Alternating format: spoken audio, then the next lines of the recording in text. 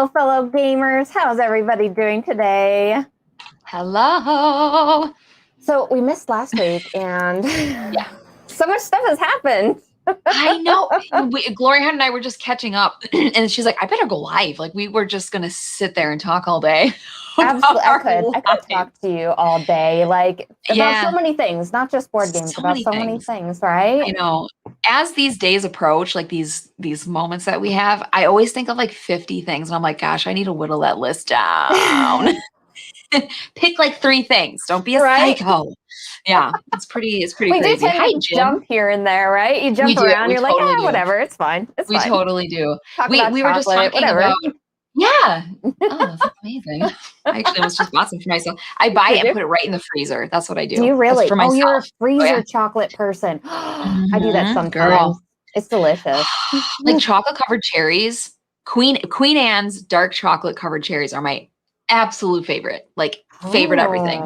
Okay. Stick them in the freezer and you like bite the top off, and then it's like this pool of like delicious sweet syrupy stuff. Yes, right? I remember those. Those are so good. Yeah. My daddy always buys me them when he sees them every single time. So cute. Yeah. Let's see, Mick. Can you get just hold on here.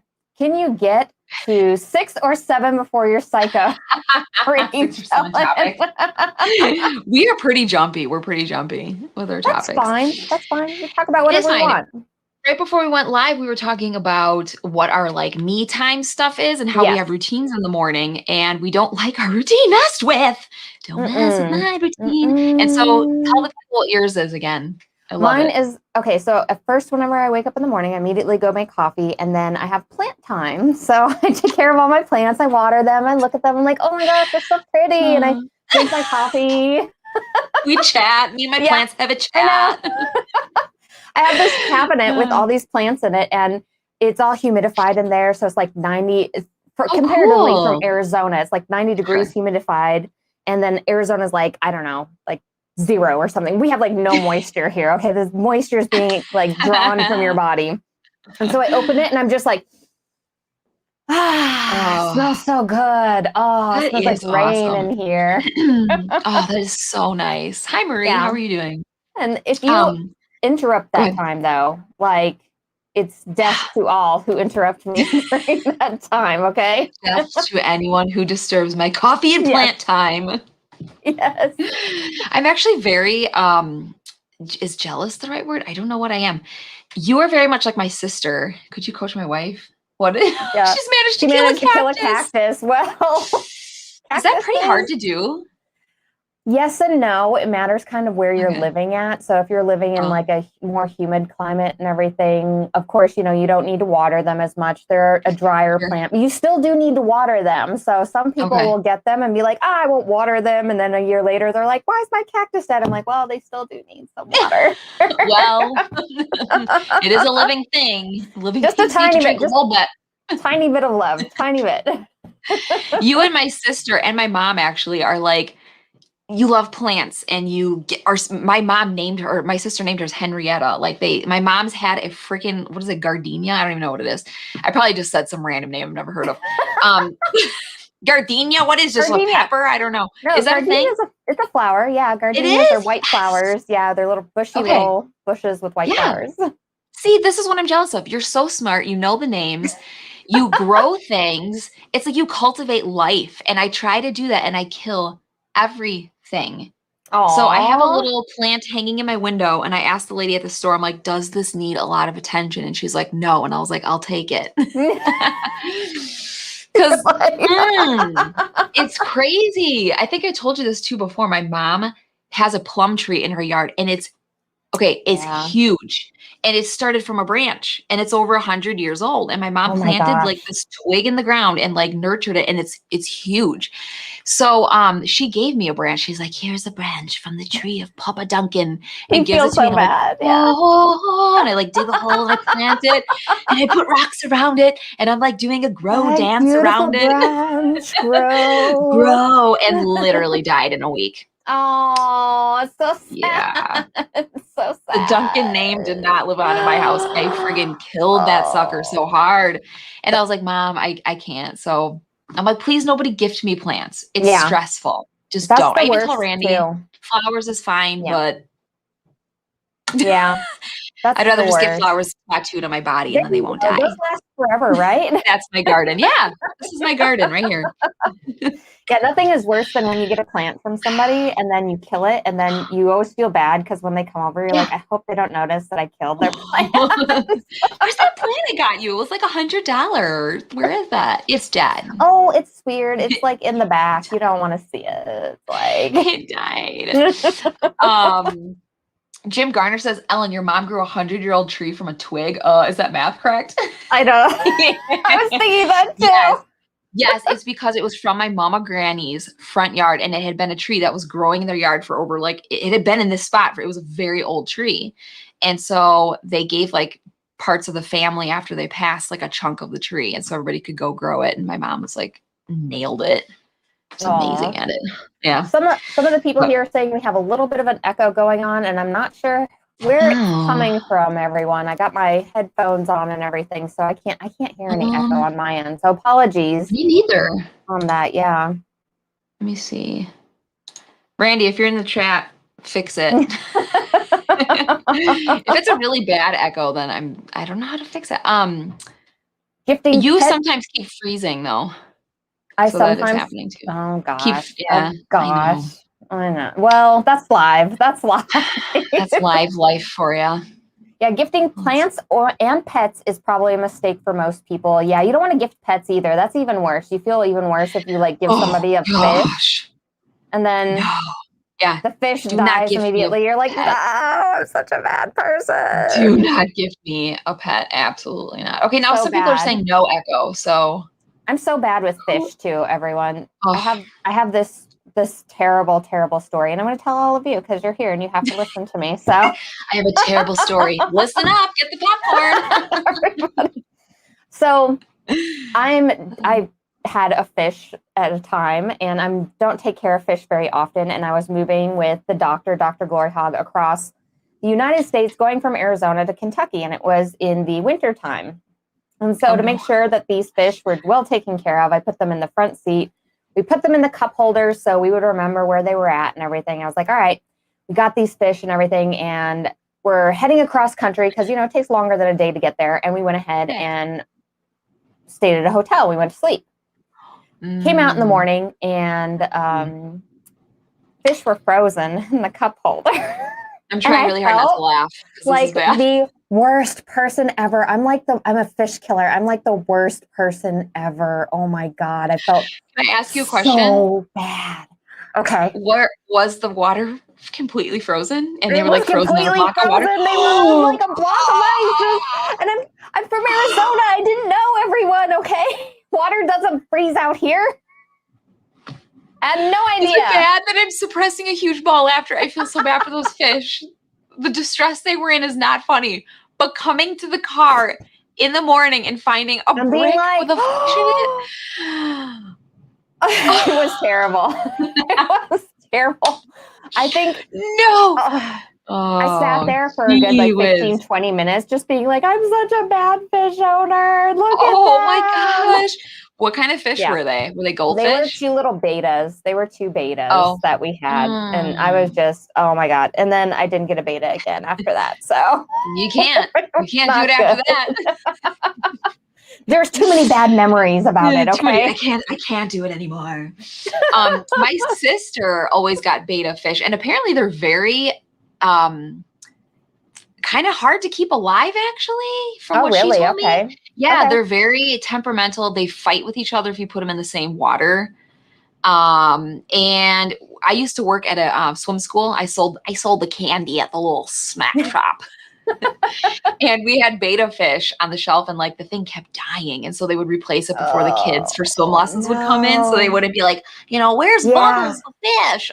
He's dead.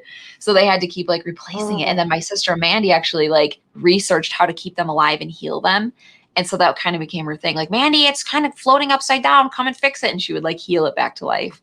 So apparently they're like kind of hard to. You're like on beta number 14. You're like, Bubbles number 14. Yeah, beta. There's a lot of betas up in there. A lot of betas. Oh my goodness. But you know what? Randy actually had like, I think a 30-gallon fish tank. Okay. When he was in his like bachelor deal, and it was really, really, really cool. Like he went all out and he had like little houses for it. I think watching a fish tank is mesmerizing. It's so fun. That's the best part. I can't have a fish tank in this house. First of all, no room. And then my son Wesley would literally climb into it. Yeah. It's just a big fat no. We have had not good stuff with fish. We got a fish for our kid then much later after moving and everything. It's like, okay, it was a beta. It was? Oh my gosh. You're like, maybe if I gift it to her. My kid thought wanted to play with it, and they were playing with bubbles and decided to pour the bubbles into the fish thing so they can play with it and then kill the beta. And I was like, you guys need to not have fish. I know. We have sworn off of fish after that. That was it for us. Yeah, I was like, it's not happening anymore.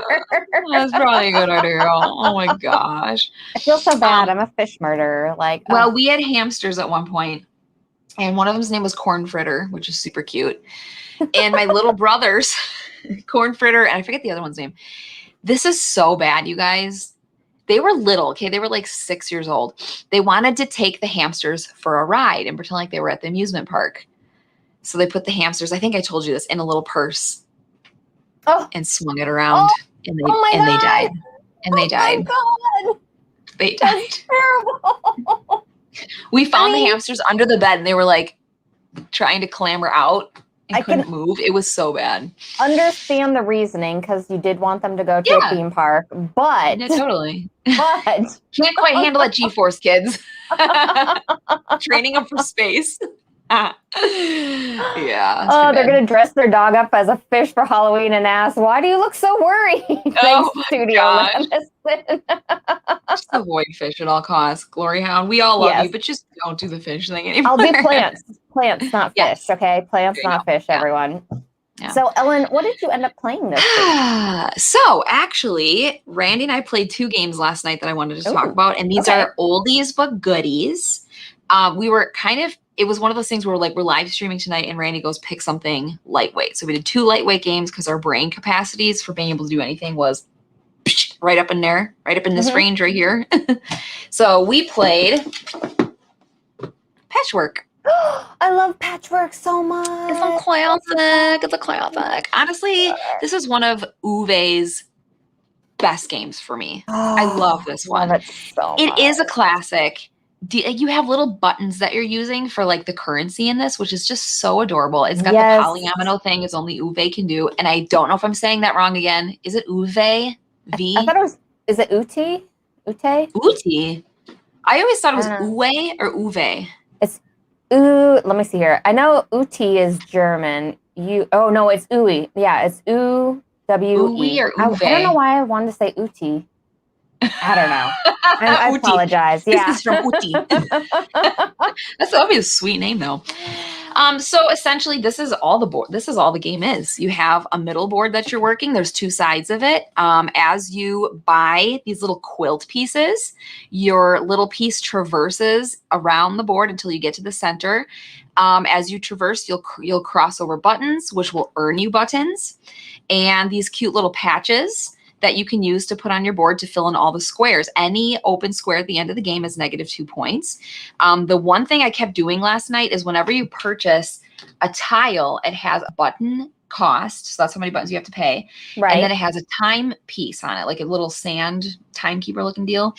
That is how many spaces you have to move on the board. So sometimes it's more advantageous to pick a quilt piece with a lower time on it. That way you don't have to like fly through the board, because if you on your turn have a timepiece and you still land behind the person you're playing against, like you didn't cross over them and pass them, you get to go again. So you can move up to like 2 or 3 times in a turn. You could go up to like many times in one turn.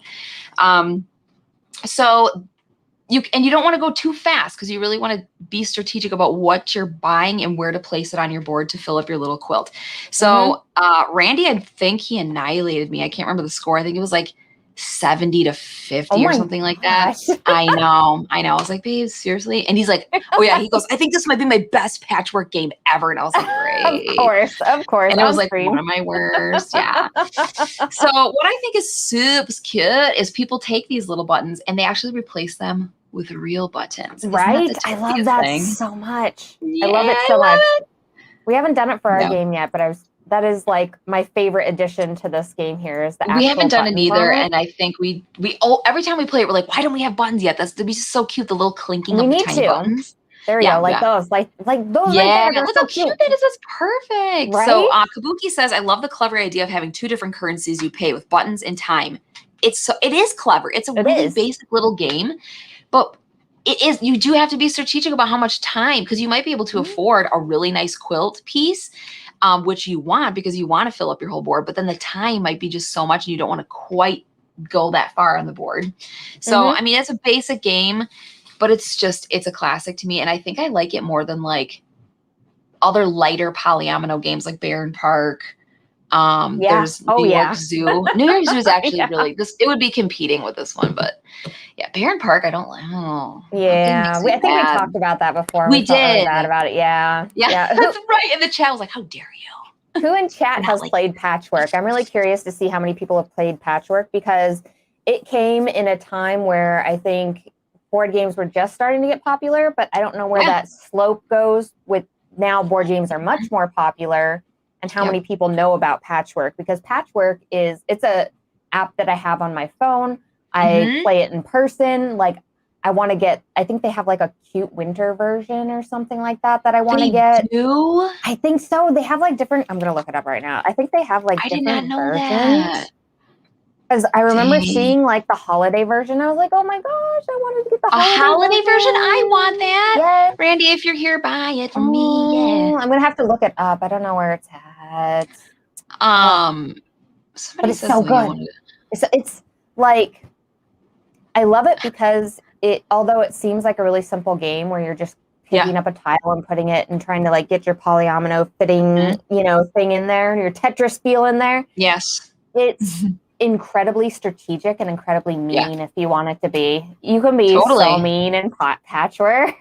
Yeah, you can. You totally can. Taking pieces. Randy kept like doing many small moves so that his timepiece, I feel so gangster saying that, his timepiece would only go up like 2 or 3 spaces at a time, and I'd be like way up there. So he would just get to keep accumulating and accumulate. It's difficult too, because some of these pieces, they don't reward you with any buttons, and you want your button currency to keep, like, the more you get these buttons on I'm pointing to the wrong side.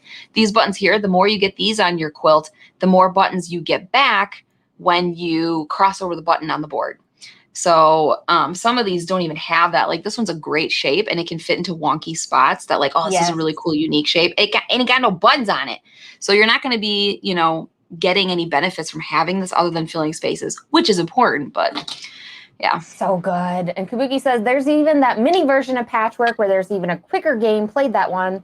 Is that the Patchwork Express one that you were talking about, Kabuki? It's like, it's so good. Like, I've played on my phone so many times because it's one of those games that, like, I will just continuously play over and over and over again. Like the Railroad Ink. Like, I'll play Railroad Ink for hours on my phone just because it's so much fun. Thank you again for shining light on that game, because I was like, I really did not like it. And when I played it again and got those tiny markers that you told me about, I was like, why do I not love this? I love it. It's also another addictive game. It is addicting. It's so cool to have Kabuki Kid here. He, I don't know. I still don't know. She, okay. Oh, that's right. Okay, we figured that out. The mystery was like crazy. Who's Kabuki Kid for so long? She was in the chat with us last night on our live stream, and that was a lot of fun too. So if you said Patchwork Express last night and I didn't see it, sorry. I don't remember you mentioning it. Maybe you did, but that sounds so tootsie. Yes. I definitely need the holiday version of it. I'm gonna have to look it up now because I keep forgetting about it. I'm writing it down. You do. Okay, you've played Welcome to, right? The flipping right. Okay, they have the holiday. Oh my gosh, it's so cute. They have the Christmas one. I'm sorry. When Christmas I get really excited about something, and then they have a Halloween one. I'm like, This is the Tootsiest McTootsie thing ever. I love it. Gosh, I love when things have holiday editions. Like a summer one with little ice cream trucks that you drive around and stuff like that. I'm like, oh, I love all their expansions for that game. They did such a good job with the expansions for that game. I swear. Yes, they did. They really totally nailed it. Yeah. And like you tweaked it just enough to make it interesting where I keep on continually playing the game. Because the scoring is like just changes in the littlest way. So you're kind of looking for something different every time, even though it's the same game. So genius. So My much cat fun. Jumped at Ellen's squee. Sorry about that. I was like, you never know when I'm going to do that. Sorry. All I have to do is talk about tiny, cute little things and I freak out. If you're not squeeing whenever that happens, like, I mean, what are you doing in life? Okay. Right? That's all I'm saying. That's all I'm saying. Okay.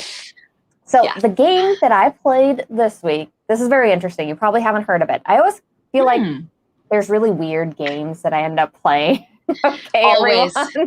Always. I never know what you're talking about, and I love it. This is called Botnik, and this is a 2-player game.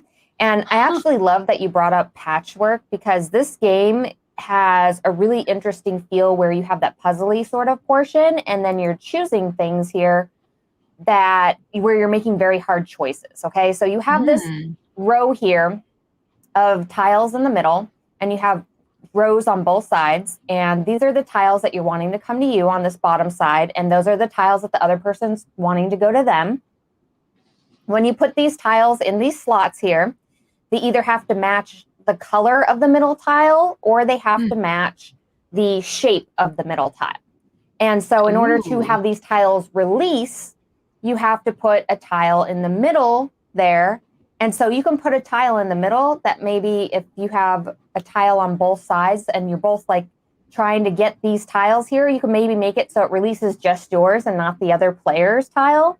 And you're trying to build basically matching colored pipes as you go along here. So the more pipes that you have in front of you that are matching, the more points you're going to get. You have to have at least 3 or more matching pipes, and you're going to get 1 point for each of those tiles. And then plus there's like little flowers on there and stuff. So you're trying to do certain things.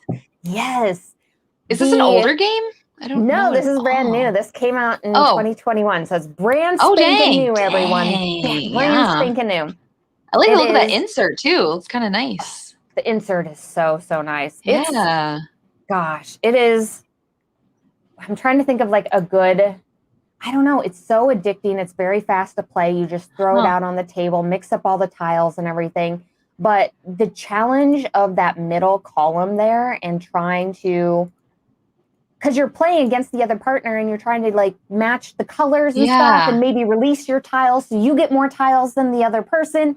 And so then they're trying to set up the middle columns. So, and they're matching tiles to match yours maybe, but then it is crazy. It's so cool. And then of course, you know, you have all that information out there on your own stuff. So they know exactly what you want. And so that whole trying to release something while preventing the other player from getting what they want, all playing on the same board is such a challenging way to play a game. I know. I love it so much. Does the person on the cover have 4 arms? Am I seeing that right? Oh, let me check. Let me see. They sure do. They sure do. My vision is a little wonky today, but I feel like that person got 4 arms. It hits a lot of really good things for me. It's super kind of creepy, which is perfect for you. Right? There you go. Well, that must be it. It's like, yeah, that's why I love it. Oh my gosh. It does look like a Dixit card. Somebody mentioned that. Oh, it does. I didn't even think of that either, Kabuki. Totally. It's kind of that like soft, glowy artwork that's like really strange and dreamy. Oh, I'd be curious to see who the artist was on this then. Yeah, I'll have to go back and look. But it hits a lot of really good things for me. Ease of getting into it, and then super, super challenging choices. It is a 2-player game, but you know, I really like 2-player games. Whenever 2-player games are balanced just perfectly for that. I mean, nothing beats the problem is with 2-player games, which there's so many good ones, and we have a lot of really, really good ones. The scenario of me playing a 2-player game is me and Randy. Yes. And it's just not, I just can't. Okay, if it's a non-2-player game but scales that it plays well at 2, I do way better with Randy. When it's a 2-player specific game, it always just feels more fighty. Really? To me, it feels more condensed and like aggressive. That. Yeah. And I don't think that's necessarily always the case, but the game is balanced that you're literally just trying to affect the other person a lot, as opposed to like a nice Euro that scales well at 2 and you can kind of leave each other alone and kind of interact. I tend to like that when I play with Randy. I could poor guy. Seriously. I was last night on our live stream, he was talking about Great Western Trail, and I was just like, yeah, I don't like it. So, he loves it. And so I don't really play it a lot, and he doesn't get to play because I need to change. I need to work on myself. No, I totally get more it. Of his games. I totally get it. Sometimes, so the doctor and I do not like games that specifically make you try to hurt the other player all the time, you know, because I feel like it gets too antagonistic. And so there was actually another game we had played called Sabik, which is along the same lines of Botnik, and we were kind of looking between the two. And because Sabik was more like mean-spirited in a way, you know, you were like taking things away from another player. I was like, I don't like this as much. Like, it has a lot of the same undertones to it. It's really fun to play. But because I feel like I'm intentionally hurting somebody, it's different, you know? I'm like, I don't need that. I don't need that in my life right now. Okay? I don't need that in my life. This is my Seriously. friend, Seriously. my partner. No. And when you work so hard to get something in a game and then someone can just take it from you, yeah. That makes me angry. Oh, and some people love that. Some people are like, oh, no. Really and their attitude is like, shucks. Oh, man, I worked so hard for that. I'm just like, you're dead to me inside. Another couple that we play games with that they're exactly like that. So it's like every game that we get, we're like, this is too mean. We're like, here, give it to them. Give it to them. They'll thrive. Give it to them. They'll love it. They will think this game is amazing. Thankfully, Randy and I really like Euro-y type. He doesn't really like take that games. He'll play anything. Randy's so not picky. But we both love like crunchy Euros where you're just kind of doing your own thing with some interaction here and there. So we both like a lot of the same stuff, which is awesome, because it would be bad. It would be harder if we were always trying to like appease the other person. I just feel like, and that happens. That totally happens. Like, I don't know how that's got to be really difficult to have someone you don't quite line up with game wise. Oof. Yeah, that would be really tough. Oh yeah, Jim, we will see you later. Jim has to go early. Jim. Thank you so much for hanging out with us today, Jim. Thank you. I just did the wave that creeps me out. I was like, I hate when people do that. Bye. Like, what is happening? How about just do this? I have to say, with Botnik, you should at least try it if you see it, because I feel like the player interaction, although it is direct, I don't feel like it's mean, because there's so many, I think, different, I don't know if there's 5 or 6 slots there that you have. So like you can always kind of try to, like, if something's happening over here, try to do something over there. You know what I'm saying? So like,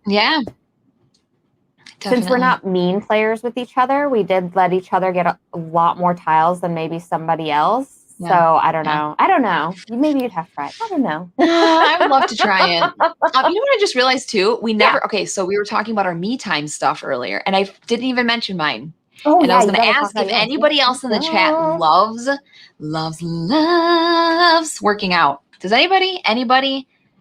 Because here's the thing. When I talk to people about it, I'm like, this is like my favorite thing. They say that they do it out of necessity. I hardly ever interact with someone who does it because it's something they love so much. I feel like there was one post that I did, like 2 months ago or something like that. And I'm doing some crazy like arm balance yoga thing.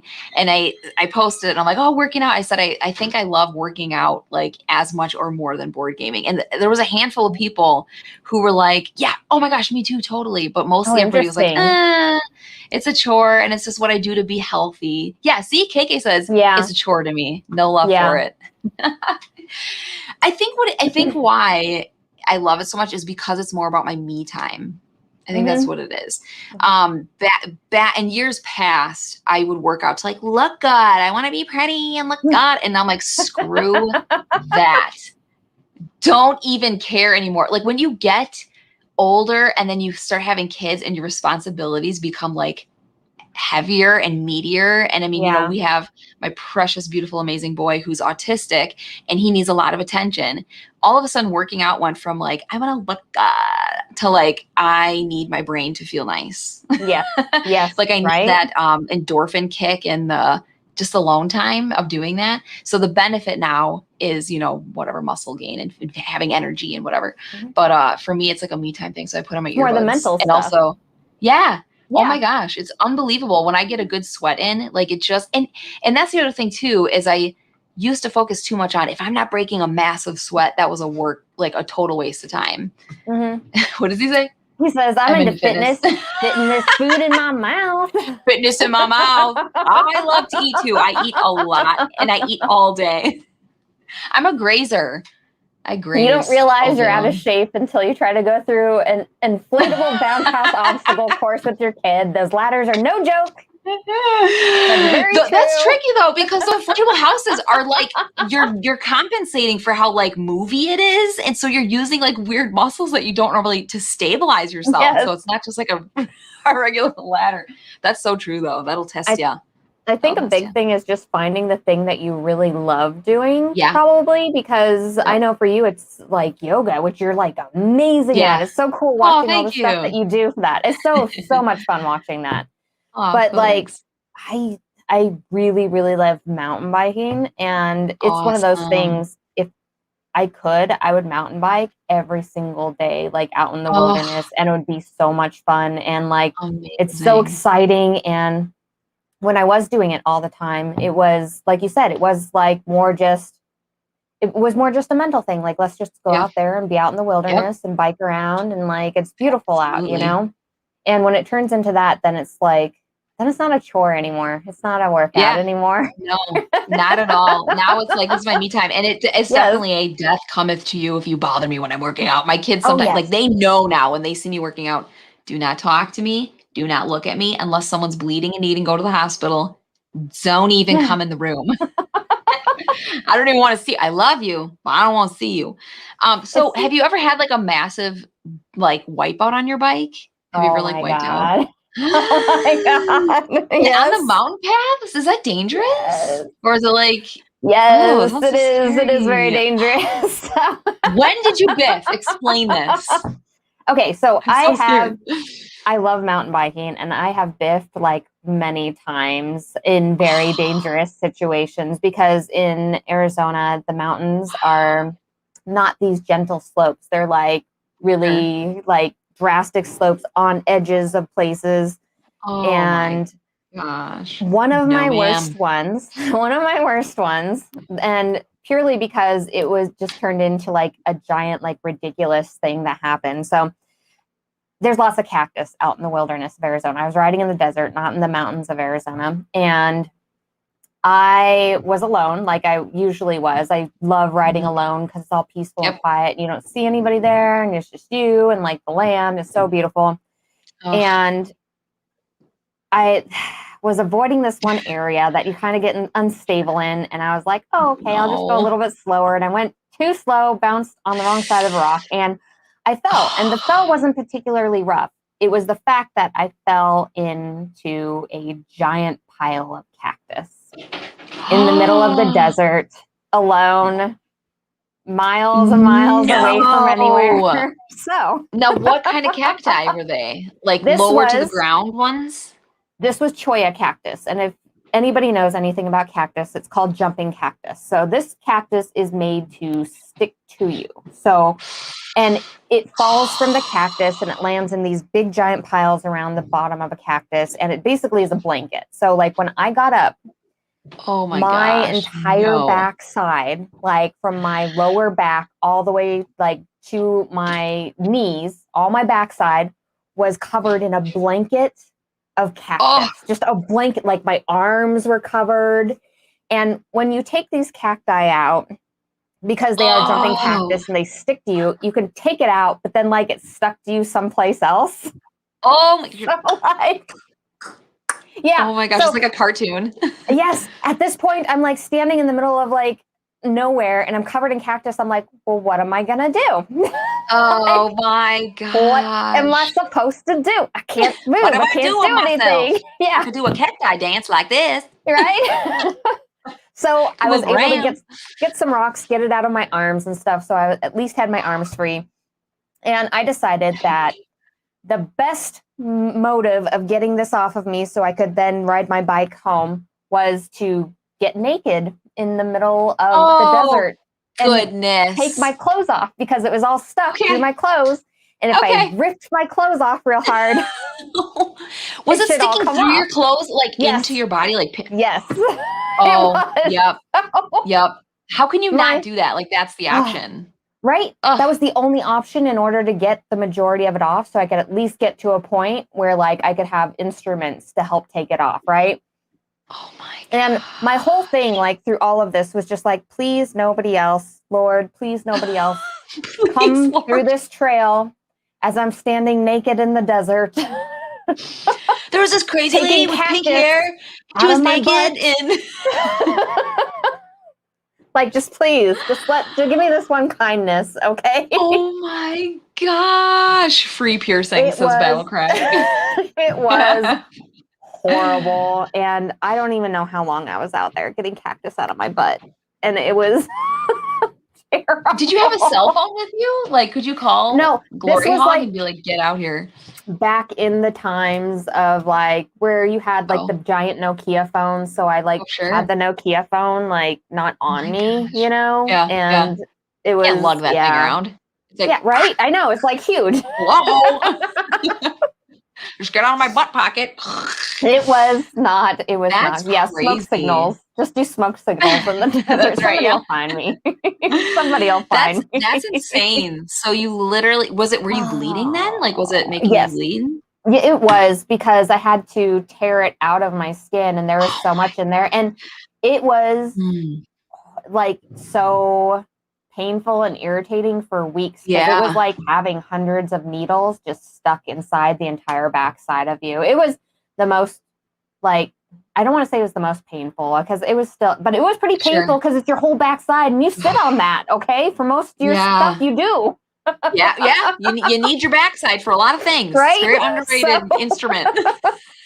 I don't recommend it. Don't recommend falling into the cactus in the desert. Now, the cactus needles, were they like just a straight point or were they like hooked at the end?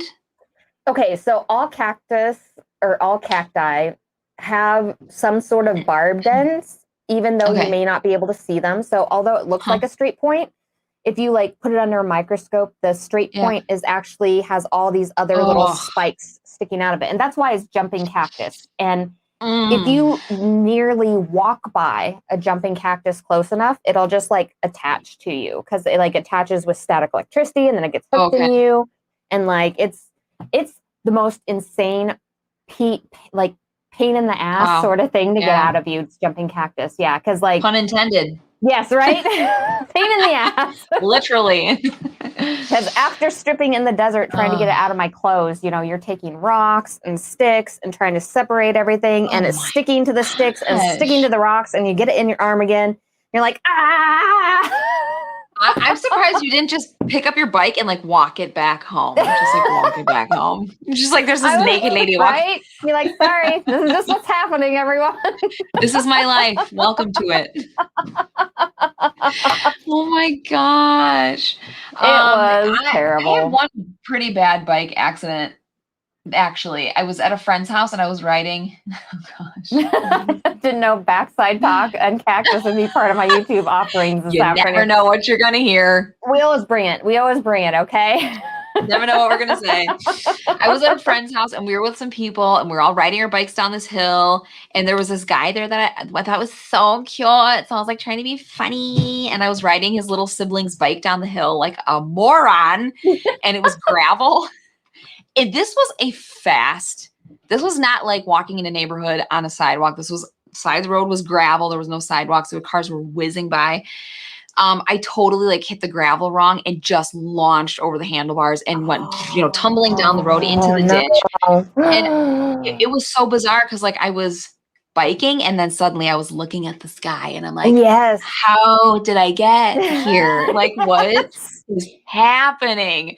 So I was kind of in shock. I didn't really feel any pain, but then as I got up, my arm looked like a squirrel got a hold of it, and it was just all bloody, mutilated. The skin was all peeling back and everything. And I have a little bit of, I can't believe I don't have more scars. I have scars on my middle finger here, but other than that, like, but I went to their house and I was kind of like in shock for a couple hours that happened. So the pain didn't sink in until later that evening. We were sitting around the bonfire and I was just like, what happened? I gotta go home. What the heck? A few hours later, you're like, this is starting to hurt. I gotta go. I gotta go home. So I went home. My mom's like, what the heck? She's like, why didn't you come home right away? And I'm like, because there's this guy there and he's really cute. Stupid crap that kids do. Yeah. Here we go. Kabuki says, I did a Google image search for jumping cactus, and there's an amusing shot of a guy, I think on a bike, with a bunch stuck to them. Yeah, it happens, especially biking out in the desert, Kabuki. Like, oh my gosh. Jumping cactus. It's like a Google image of you out there. Like, someone took a picture of that? Dang it. What the heck? I'm alone.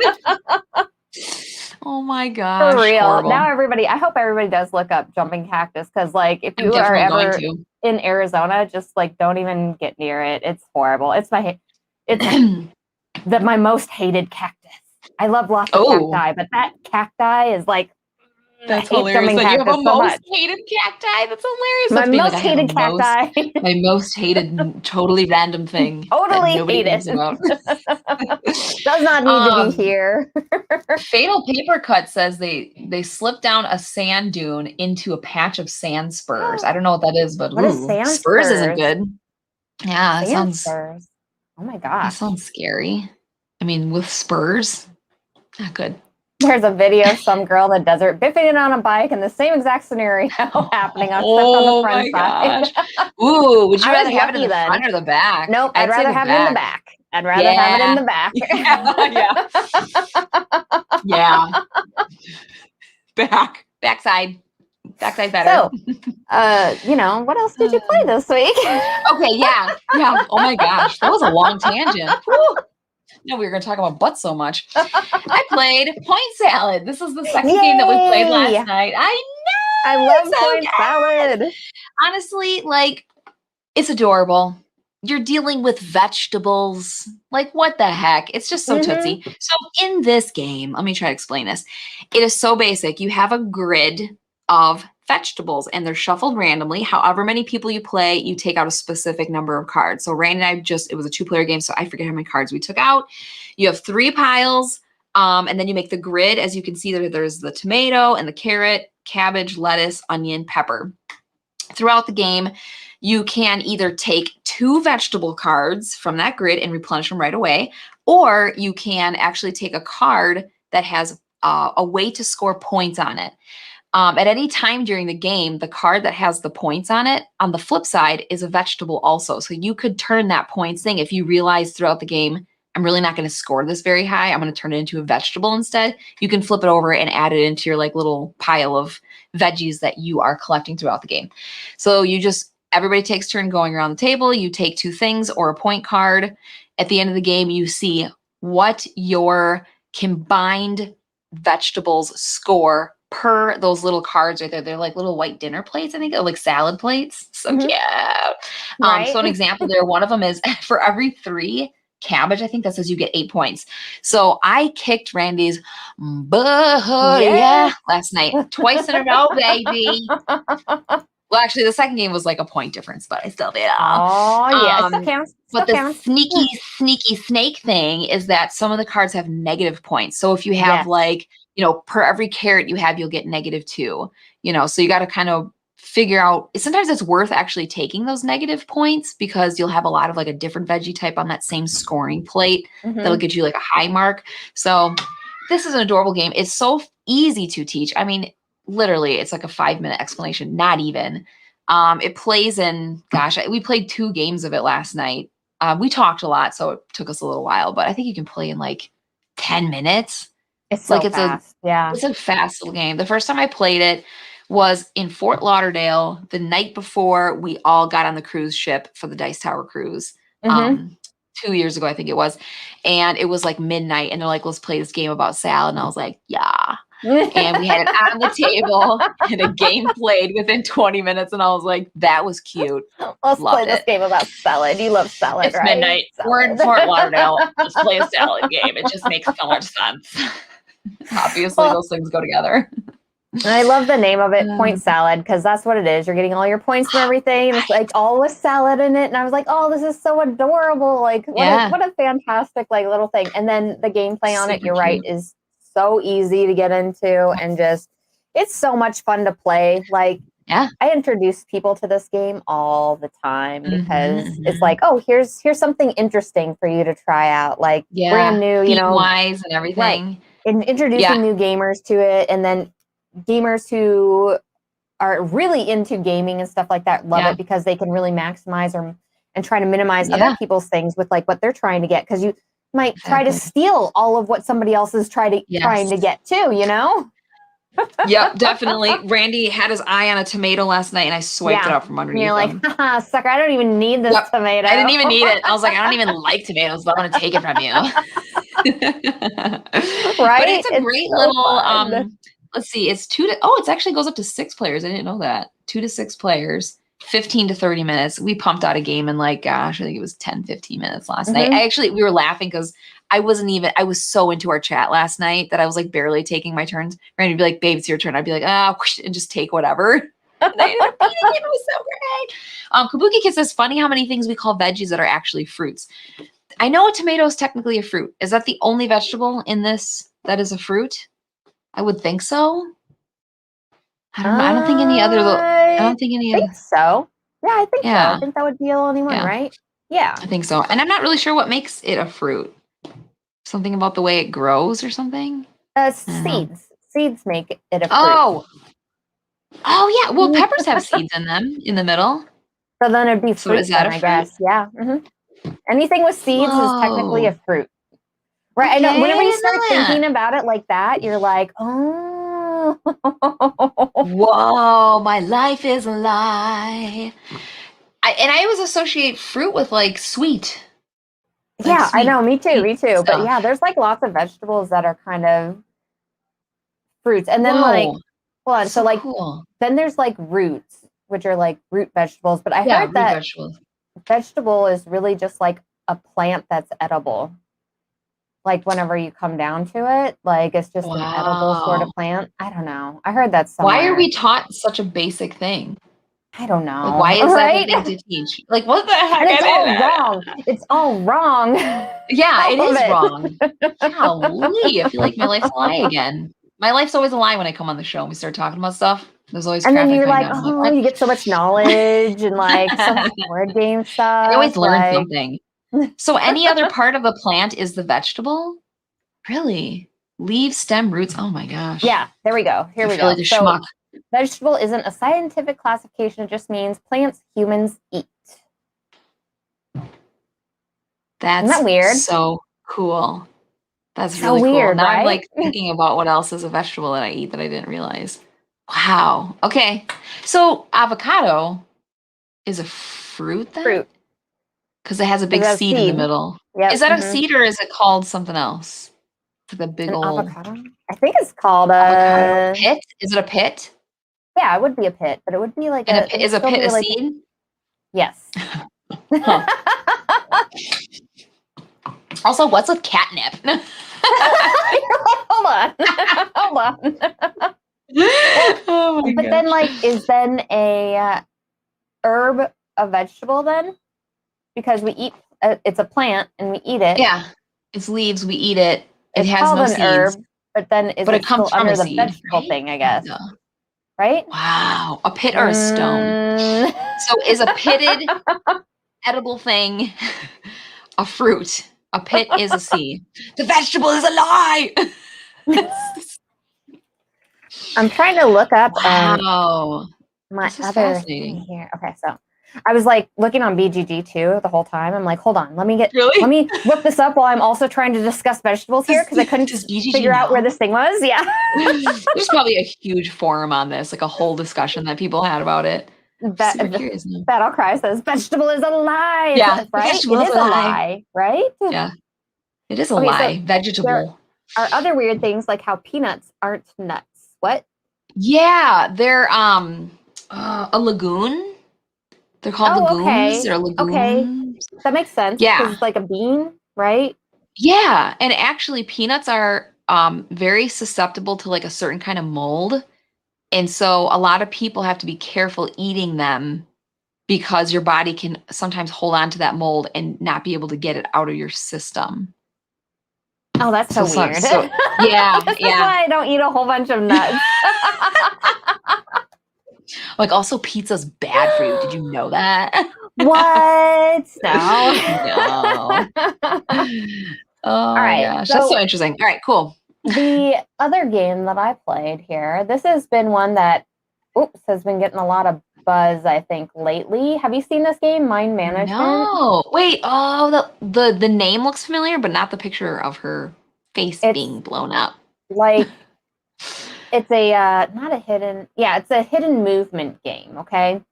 Where one of you Huh. play as this person who's going around the board and like, I guess, gosh, I'm trying to remember like the story for it. You're trying to like go around the board and like recruit people and stuff. And then there's these people that are trying to like find you, but it's based off of kind of where you've gone on the board. It's really interesting the way it's tracked. So in most hidden It's movement cool games, looking.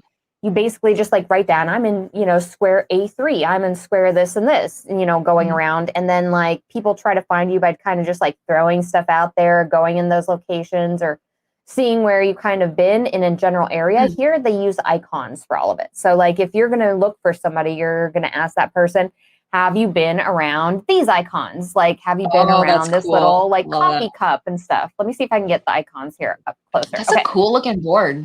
Interesting Right? colors. So I love it. you could be like, have you been near this special book thing and stuff? And the person's going to tell you whether they've been there or not. And then you can figure out on what step they've been there. So you can kind of start following them around the board. Well, they have special icons that they're visiting. So in order to collect these people underneath them, they might need to visit this bird icon, and they might need to visit this book icon. They might need to visit this coffee icon here. So you can also start looking at where they've been and the icons that they've been on and start going, oh, it seems like they're hitting up all these pools. So now I can go ahead and start figuring out where they might go to because they have to get so many people underneath them before the end of the game while you're trying to find them.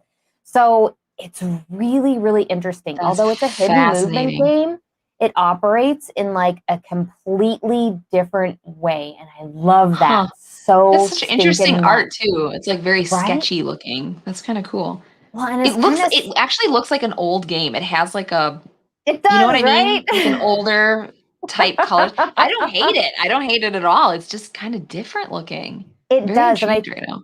think that's supposed to be off of it being like the whole premise of the game where you're going through and like populating people's minds or something. I can't remember the whole like backstory of the game, but Like it is supposed to be Inception. like, yeah, it's a sort of like a psychic espionage sort of game, So like you're going through and you're like, oh, this person is visiting these pool areas because they need to see, because it's like a psychic sort of thing, like Interesting. it's very cool. And the tokens are dry erase. So like you see the little one here, this means that they started in this location. So you always know their start square. And then you can kind of try to track them from there and how many things that they've gotten through here. And it's cool because during the beginning portion of it, the setup is so fantastic because the person who is playing the bad guy and moving around the board, they get, I think it's like 5 movements in the beginning. And you really want to collect as many icons as you can as you go across to get as many people, because that portion of it for the bad guy is so tight. Like I was collecting the last person I needed to collect on my very last turn.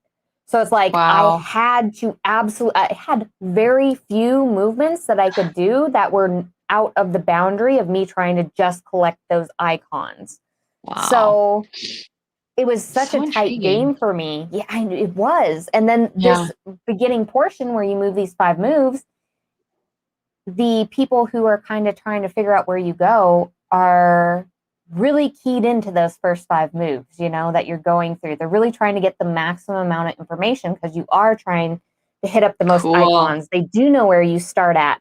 And so if they can't track what they need to in those 5 moves and kind of start, you know, going from there, going, okay, they're visiting these icons. Okay, they're visiting that.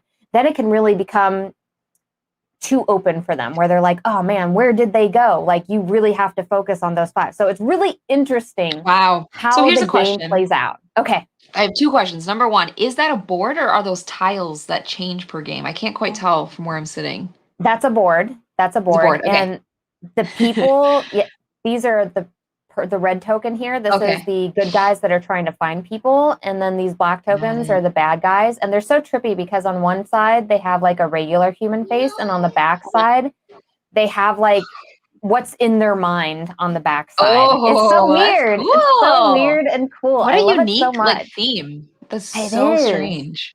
And very cool.